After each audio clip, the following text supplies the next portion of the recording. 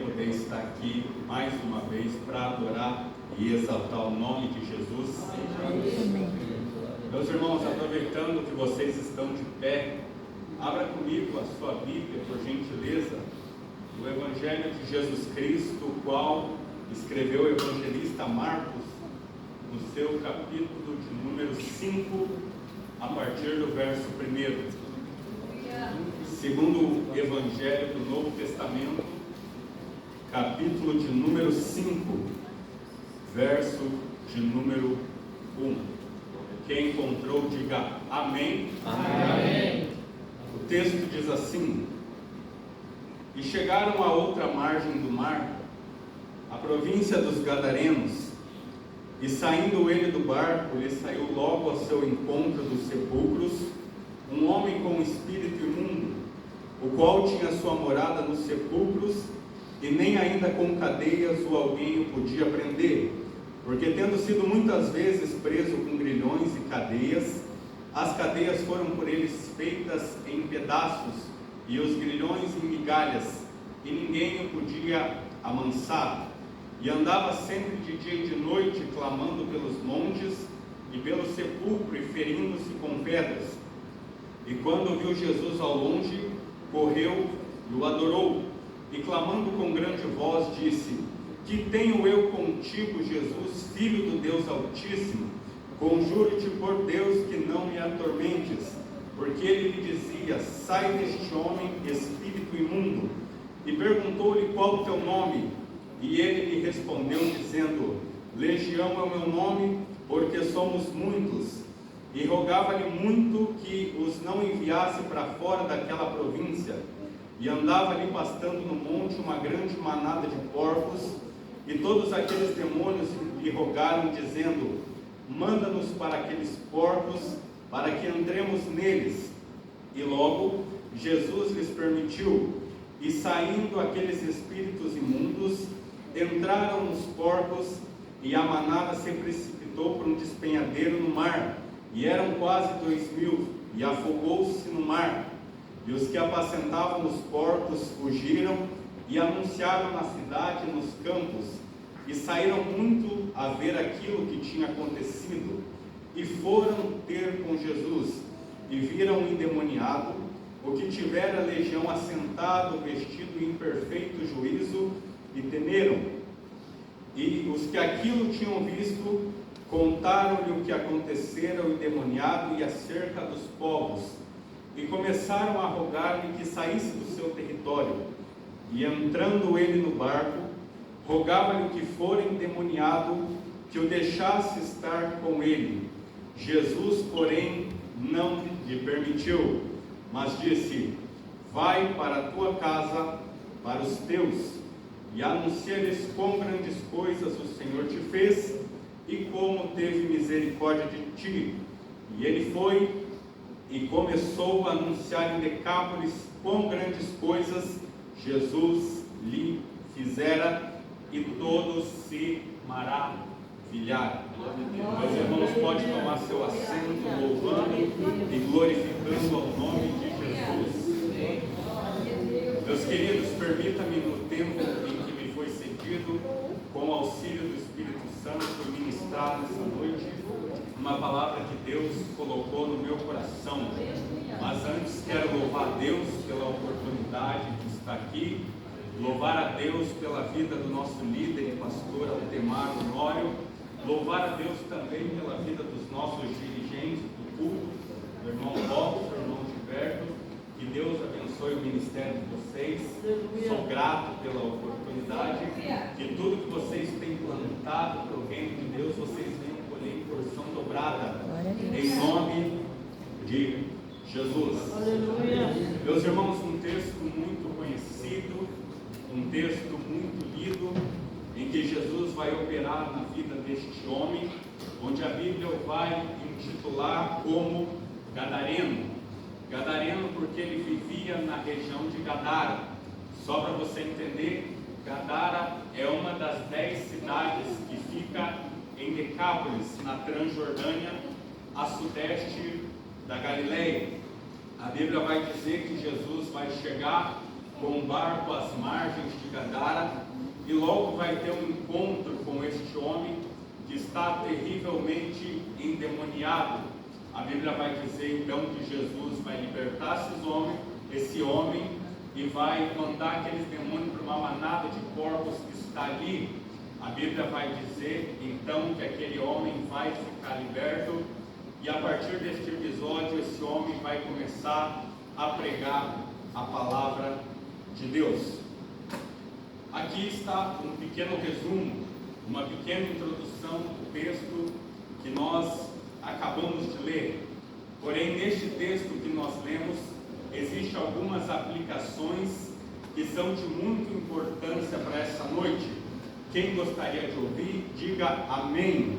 Amém. A primeira está aqui logo no versículo 1, onde a Bíblia diz que chegaram a outra margem do mar.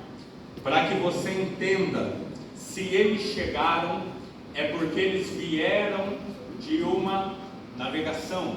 Eu preciso te contar que, na verdade, o capítulo 5 que nós lemos é só o desfecho deste milagre.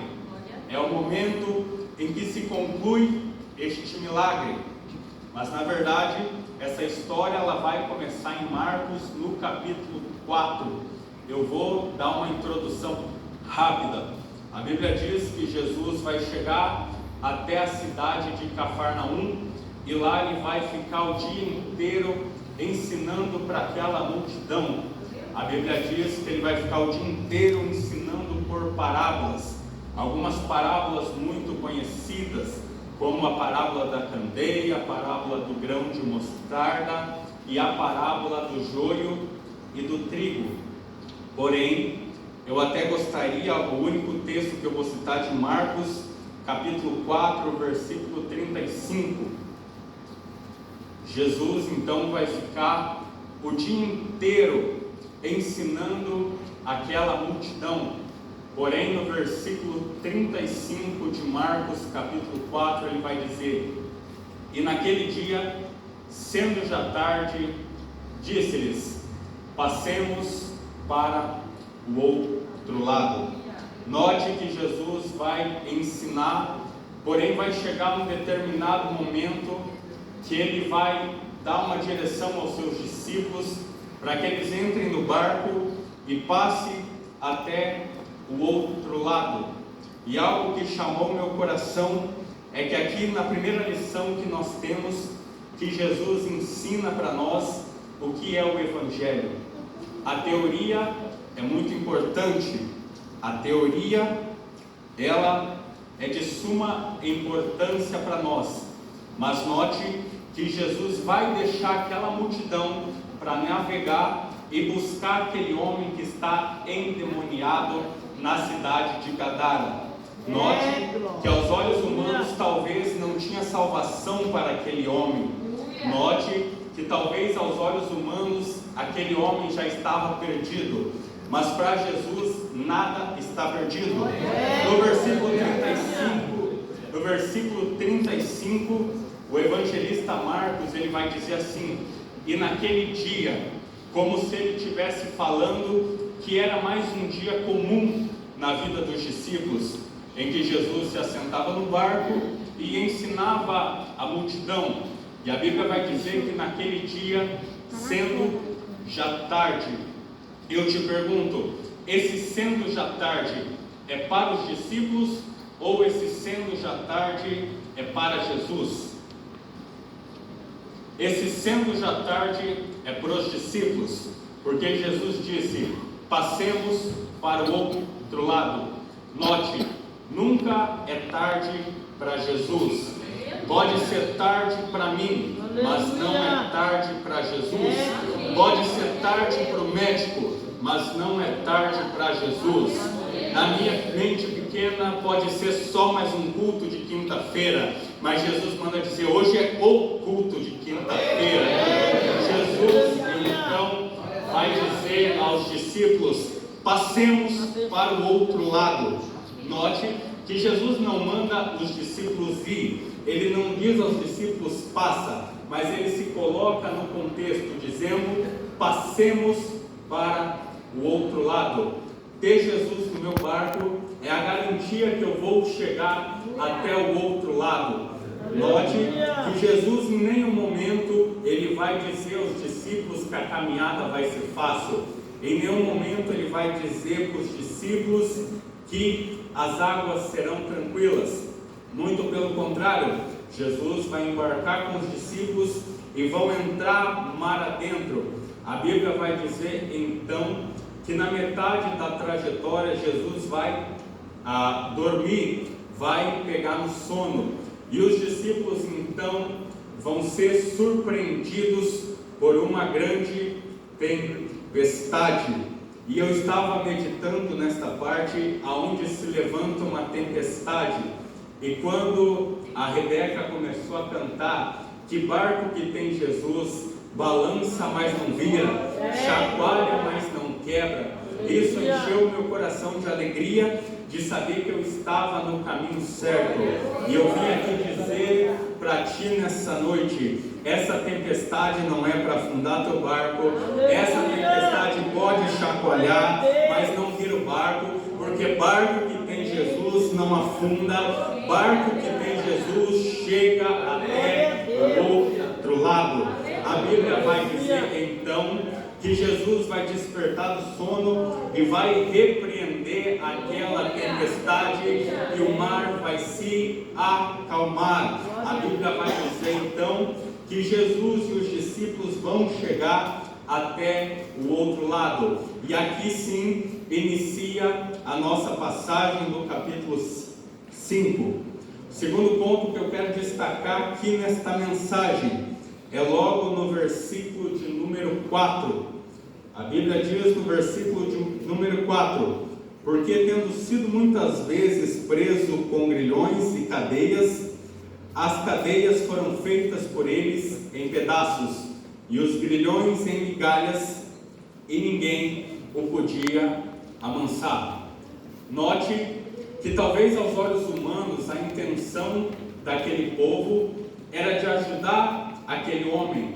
Talvez naquele contexto as correntes, as cadeias eram o melhor que poderia se fazer para aquele homem. Porém a Bíblia diz que todas as vezes que tentaram então prender, a Bíblia vai dizer que foram tentativas frustradas. Sabe por quê? Eu te digo, porque eles estão tentando vencer uma batalha que é espiritual com armas naturais.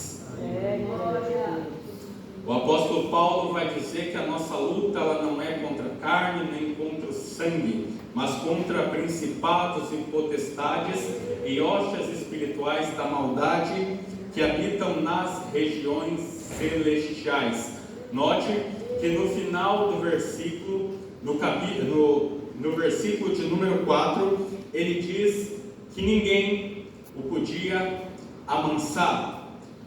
Tem problemas na nossa vida, tem dificuldades na nossa vida, que o pastor não vai dar conta de resolver, que o meu pai não vai dar conta de resolver, que o meu médico não vai dar conta de resolver. Mas eu vim aqui nessa noite dizer que tem um que tem o poder de fazer, que tem um que tem a capacidade de realizar, que tem um que ainda opera nos dias de hoje. O nome dele é Jesus, filho de Davi.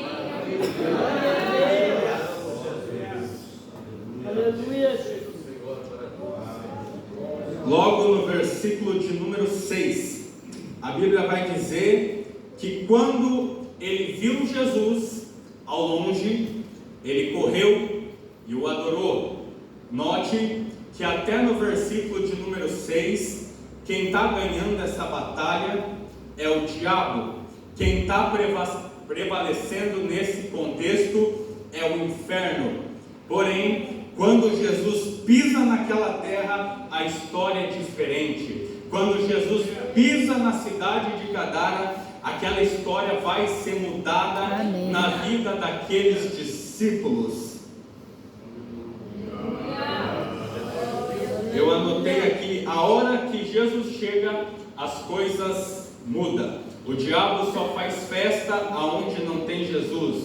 O diabo só faz festa aonde Jesus não chega, mas a hora que Jesus chega, o diabo tem que correr. Note que o texto diz que quando ele viu Jesus ao longe, ele correu e se prostrou. A Bíblia vai nos dizer no livro de Efésios, no capítulo de número 2, que perante o nome de Jesus Cristo, todo joelho tem que se dobrar nos céus, na terra e embaixo dela. E toda língua tem que confessar que Jesus Cristo é o Senhor. Jesus chega naquela cidade e muda a história daquele homem. Jesus chega naquela cidade e muda a realidade de Gadara. Nós vamos agora para o versículo de número 11, que a Bíblia vai nos dizer que ali estava pastando uma manada de porcos. O tempo aqui não me permite me adentrar profundamente neste texto, mas só para você entender, os porcos naquela época eram considerados animais sujos, animais impuros. Então a Bíblia vai dizer que com autorização, Jesus vai permitir que aqueles demônios entrem nos porcos. Olhe para cá. Primeiro Jesus começa mudando a vida daquele homem aqui dentro. Depois ele faz uma mudança no ambiente que aquele homem vive. Primeiro ele começa libertando o interior. Depois ele mexe no exterior. Versículo de número 15. A Bíblia vai dizer: e foram ter com Jesus, e viram o endemoniado, o que tivera a legião assentado, vestido e em perfeito juízo, temeram. Note que o milagre foi na vida desse homem. O milagre alcançou a vida desse homem. A libertação alcançou a vida deste homem. Porém, a Bíblia vai dizer que aquele povo foi ter com Jesus. Deixe-me abrir um parênteses aqui. O que Deus vai fazer na tua vida, o teu testemunho vai trazer muita gente para Jesus. O teu testemunho vai trazer muita gente para Cristo. Aleluia.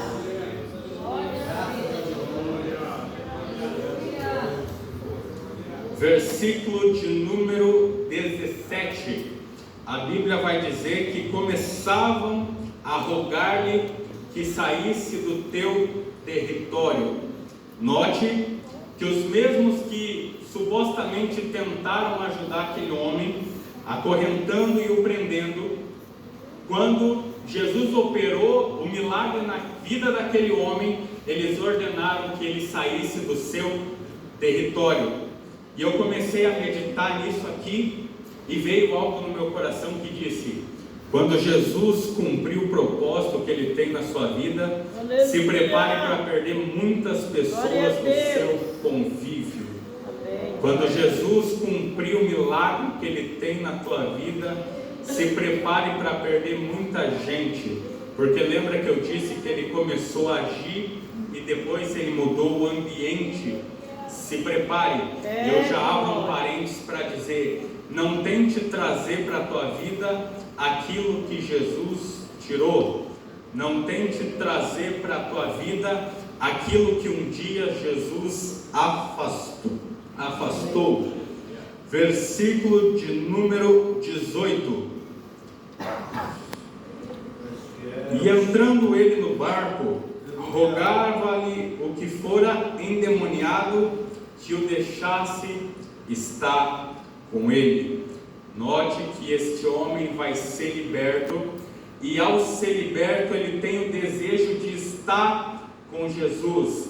E a Bíblia vai dizer que ele vai se aproximar até Jesus. E no versículo de número 19, Jesus não vai lhe permitir.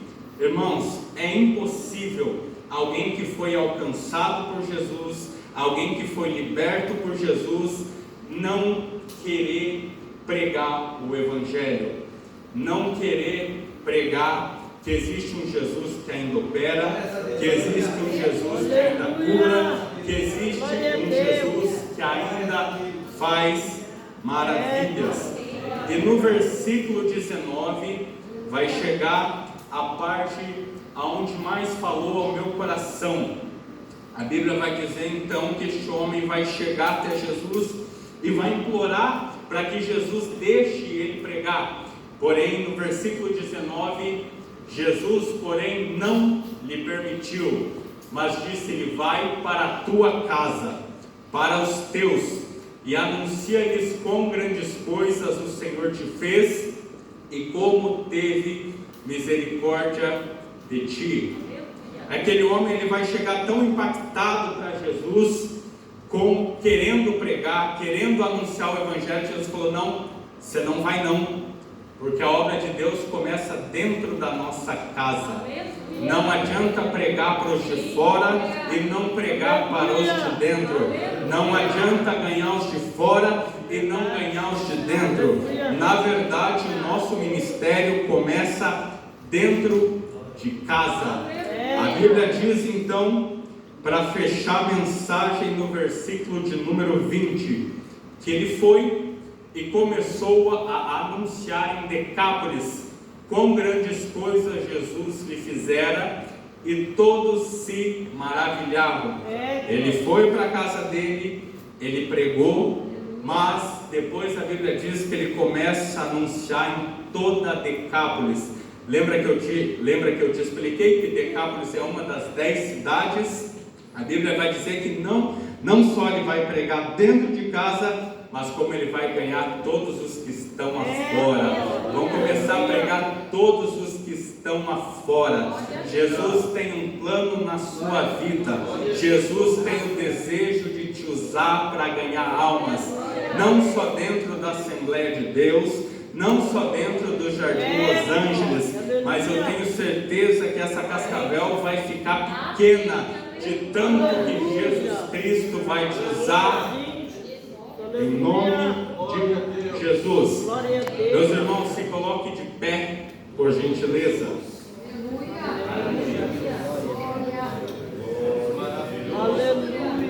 Eu já vou encerrar a mensagem, mas para esse desfecho, a parte que mais me chamou o coração, a parte que mais me atentou, foi a parte que Jesus manda ele ir pregar para a casa dele.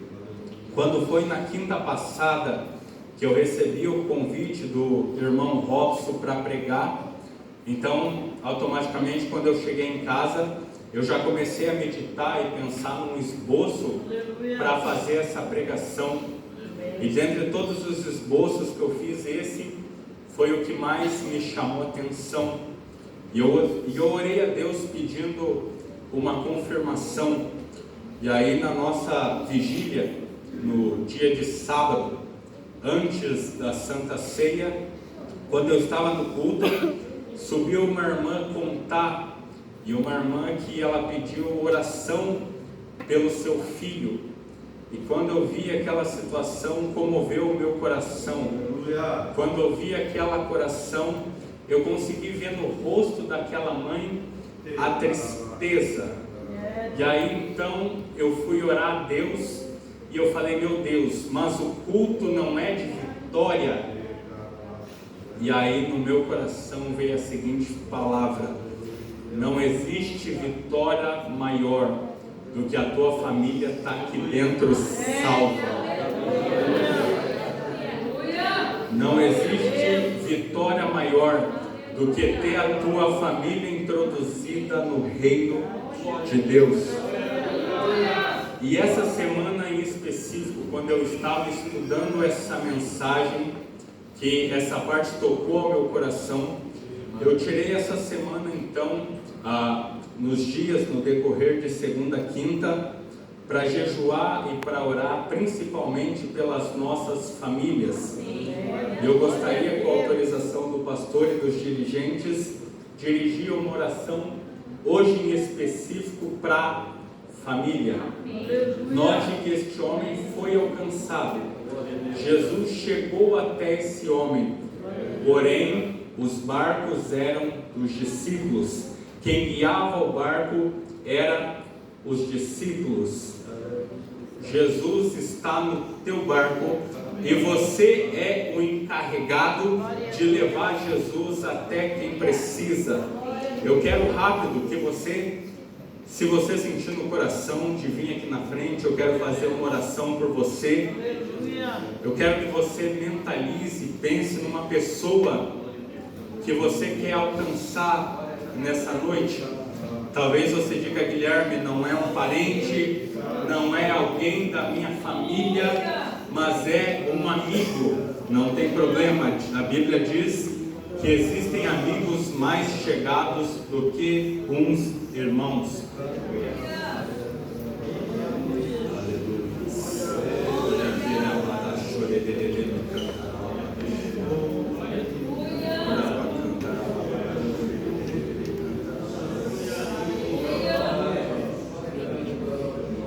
Oremos.